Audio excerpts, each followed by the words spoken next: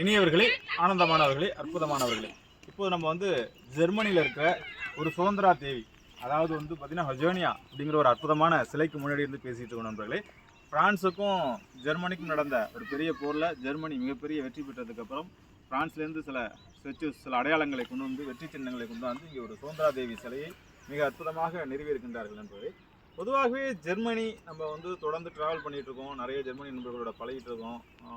Italy, அதுக்கப்புறம் France, இந்த மாதிரி எங்கே பார்த்தாலும் போகும்போதும் ஜெர்மனியை பற்றி ரொம்ப நல்லாவே சொல்கின்றார் நண்பர்கள். நிறைய ஸ்டூடெண்ட்ஸ், அதாவது பார்த்திங்கன்னா கல்விக்கு முக்கியத்துவம் கொடுக்கின்றார்கள். அதாவது யாரெல்லாம் நிறைய இந்தியன்ஸ் என்று சொல்கிறத விட மெஜாரிட்டி ஆஃப் தமிழர்கள் அதிகமாக முனிக், ஃப்ராங்க்ஃபர்ட் மற்றும் நிறைய இடங்களில் ஜெர்மனியில் பார்த்திங்கன்னா நம்முடைய தமிழர்கள் வசிக்கின்றார்கள். என்ன ஒரு பெரிய விஷயம்னா, படிப்புக்கு மிகப்பெரிய முக்கியத்துவம் கொடுக்குறது ஜெர்மன் கவர்மெண்ட். படிப்பு நீங்கள் எங்கே பார்த்தாலும் கேள்விப்பட்டீங்கன்னா இந்தியாவில் இப்போ நிறைய படிப்பு ஜெர்மன் படிக்கிறதுக்காக வர்றாங்க. அப்படியே இங்கே தங்கி வேலை பார்த்து அப்படியே இங்கே ஒரு ஐடி வாங்கி இங்கேயே செட்டில் ஆகிடுறாங்க. அதில் என்ன பெரிய விஷயம்னா, ஸ்டூடெண்ட்ஸ் இங்கே வந்துட்டிங்கன்னா சாப்பாடு வெறும் 2 யூரோ. அதேமாதிரி பஸ்ஸு, பப்ளிக் டிரான்ஸ்போர்ட் ரொம்ப கம்மியான அமௌண்ட்டில் ஃப்ரீயாகவே கொடுக்குது.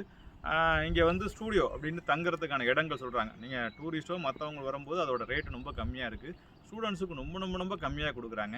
கல்விக்கு முக்கியத்துவம் கொடுக்குறது, கல்வி கண் திறந்த அப்படிங்கிறது மாதிரி ஜெர்மனி அப்படிங்கிற யாராச்சும் சர்ச் பண்ணிக்கிட்டு ஜெர்மனியில் படிக்கணும் அப்படின்னு ஆசைப்பட்டீங்கன்னா நண்பர்களே, வெளிநாடை பாருங்கள், வெளி உலகத்தை பாருங்கள். வெளி உலகத்தில் நீங்கள் படிக்கணும்னு ஆசைப்பட்டீங்கன்னா பெஸ்ட்டு பிளேஸ் இன் ஜெர்மனி. எல்லாத்துக்கும் கல்விக்கு முக்கியத்துவம் கொடுத்து, கல்வி தான் முக்கியம், கல்வி தான் பெரிய விஷயம்னு ஸ்டூடெண்ட்ஸோட சொர்க்கபுரி, மாணவர்களுடைய சொர்க்கபுரி ஜெர்மனி அப்படிங்கிற மாதிரி இருக்குது நண்பர்களே.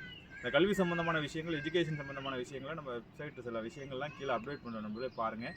நம்ம வீடியோ பார்த்துட்டு அமைதார நண்பர்கள் யாராச்சும் உங்களுக்கோ உங்களுடைய நண்பர்களோ ஹையர் ஸ்டடீஸ் படிக்கணும்னு ஆசைப்பட்டீங்கன்னா ஜெர்மனி வாங்க. வரதோடு மட்டும் இல்லாமல் ஸ்டூடெண்ட் விசா முடிச்சதுக்கு இங்கேயே வேலையும் கிடச்சி நல்லபடியாக இங்கேயே தங்கி செட்டில் ஆகிறதுக்கான வாய்ப்புகளும் நிறையா இருக்குது நண்பர்களே.